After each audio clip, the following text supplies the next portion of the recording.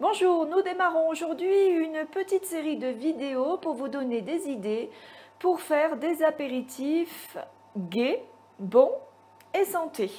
L'été démarre, c'est le moment où on va commencer à recevoir des amis, à manger dans le jardin, à prendre l'apéritif.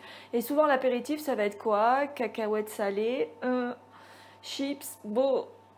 Avec, oh, quoique saucisson, c'est pas toujours mal si c'est un bon saucisson, mais bon, on a beaucoup de choses industrielles, salées, trop grasses, mauvais gras, enfin tout ce qu'il faut pas. Et puis on a souvent peu d'idées pour savoir quoi faire parce que même si on est soit dans une démarche de bien manger et qu'on peut se contenter de petits bâtonnets de carottes, de concombres, quand on reçoit les amis, ils sont pas toujours d'accord avec ça. Alors, on a toujours valeur sûre les olives, ça vous pouvez y aller, se servir des olives c'est toujours très très bien. Mais je vais vous donner des idées de petites recettes faciles à faire, rapides et qui vont vous servir à la fois d'apéritif et si vous faites des apéritifs dînatoires, vous verrez que ça peut constituer un vrai repas.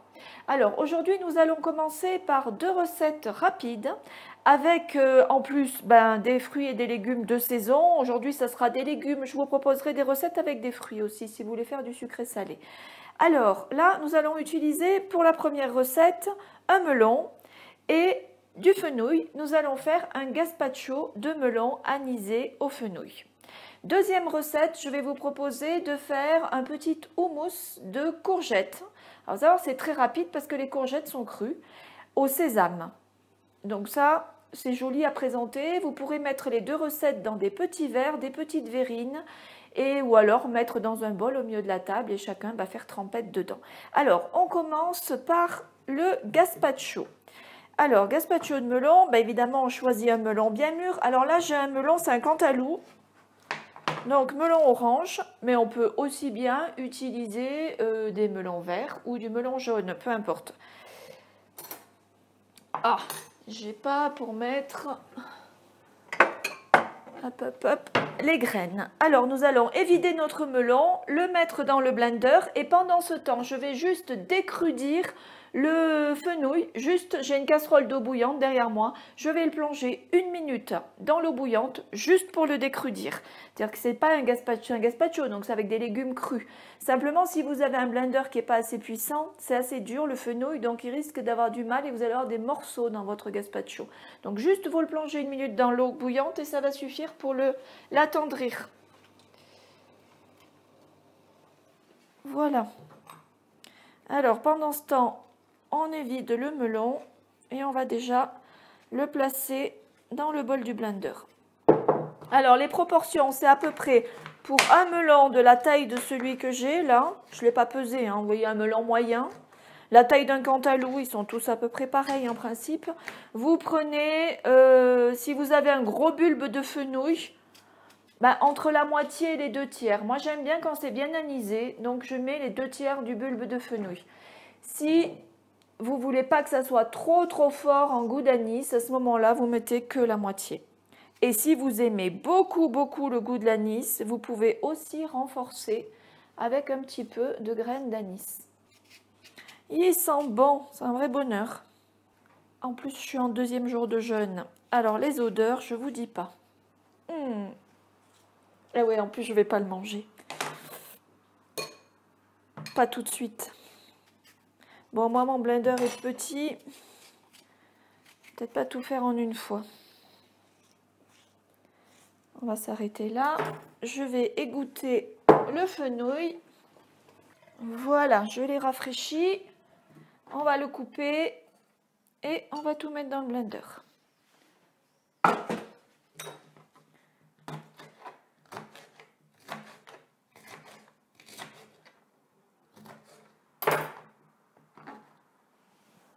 Hop, on va commencer par ça. Et ensuite, je ferai une deuxième fois. Alors, on ajoute là-dedans une cuillère à soupe d'huile d'olive.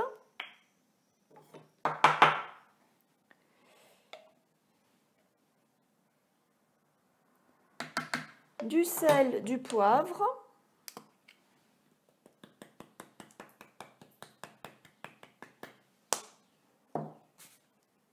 Alors, du sel, là. Hop. à la fin, si vous aimez, vous goûtez avant. Vous faites un petit essai. Si vous voulez avoir un vrai gazpacho avec un petit goût, qui a un petit peu de peps, vous pourrez rajouter un peu de vinaigre de cidre.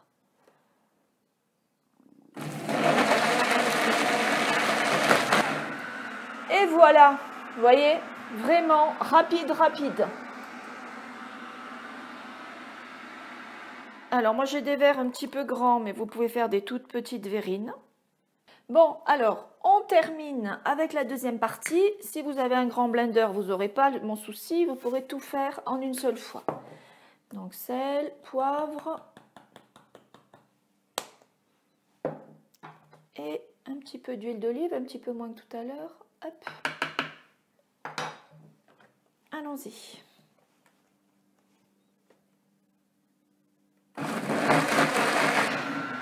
Voilà.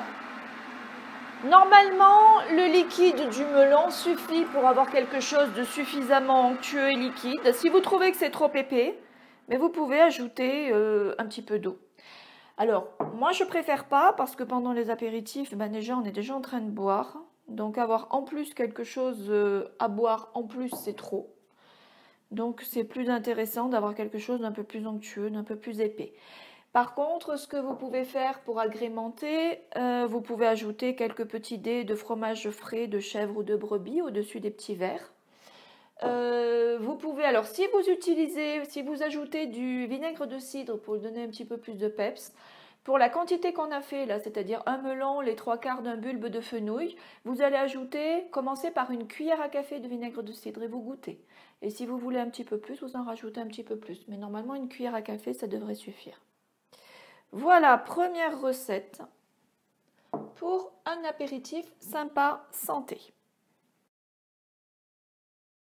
Alors, deuxième recette, le houmous de courgettes. Vous allez voir, rapide à faire aussi, il nous faut pour un bol de houmous 2 belles courgettes, ou des blanches ou des noires, une gousse d'ail, le jus d'un citron, de l'huile d'olive, du sel, un petit piment, moi le mien il est tout petit, c'est un piment de mon jardin de Marrakech, et de la crème de sésame ou de la crème d'amande. La crème de sésame va mieux avec le houmous, ça va donner un petit peu plus de goût que la crème d'amande. Alors vous pouvez acheter, vous trouvez en magasin un dépôt de crème de sésame, du Tiny, oui c'est ça. Moi je l'ai fait. Alors, si vous avez un bon blender ou un moulin à café, un moulin à herbes qui fonctionne très très bien, vous pouvez le faire, vous mettez juste vos graines de sésame dans le blender. Et puis vous commencez d'abord, première étape, on les réduit en poudre. Ensuite on ajoute un petit peu d'huile, idéalement de l'huile de sésame, et on continue à mixer par impulsion jusqu'à ce que vous ayez une crème. C'est facile et c'est plutôt rapide à faire. À vous de voir, ça dépend comment vous êtes appareillé. Donc, pour la recette, il faut 2 cuillères à soupe de crème de sésame. Donc là j'en ai fait plus. Donc, je vais enlever ce qui est en trop. Voilà, là j'ai à peu près mes 2 cuillères à soupe. Alors, on va simplement couper les courgettes. Alors moi je laisse la peau, j'ai l'habitude de manger la peau des légumes. Si vous trouvez que c'est trop fort, ça va donner quand même un tout petit peu d'amertume, un peu plus de goût. Mais à ce moment-là, commencez pour la première fois par les éplucher. Crus, hein, on ne les fait pas cuire. Ce ne sont que des recettes crues, il faut profiter de tout ce que nous donnent les légumes d'été. Ça va être trop, on rajoutera après. Alors, le jus du citron.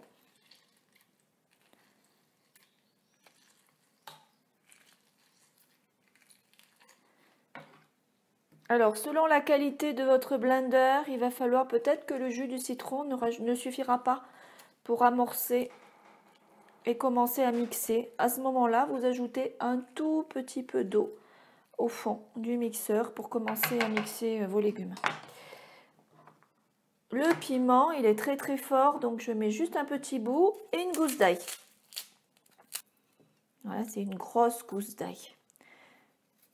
Ça aussi, vous pouvez doser en fonction de vos goûts. Hein. Si vous aimez plus ou moins relever, vous pouvez très bien faire la première purée en mettant moins d'ail. Et si vous pensez que ça ne suffit pas, vous remettez dans le blender et vous rajoutez un petit peu d'ail, vous mixez avec. Il est tellement beau qu'il n'y a même pas de germes. Il est juteux. Voilà, à ça on va ajouter du sel. Et ben, pas de poivre parce qu'il y a le piment. Et de l'huile d'olive. Donc là, on met 3 cuillères à soupe d'huile d'olive. Ne vous effrayez pas, c'est de l'huile crue. C'est excellent pour la santé. En plus, l'huile d'olive, c'est l'ami du foie et de la digestion. Allez, on mixe. Hop, il ne veut pas s'allumer, si ça y est.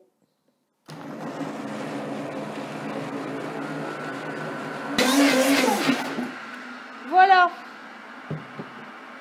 Rapide. Alors, vous voyez, on a une jolie crème, un peu épaisse, que vous pouvez mettre dans des petits verrines, dans des petits bols. Vous pouvez ajouter, si vous voulez, des petits dés de légumes. Ça va très bien, par exemple, avec des petites tranches de champignons. Et vous pouvez, sinon, mettre simplement un bol au milieu de la table et puis chacun fait trempette dedans avec des petits crackers. Voilà.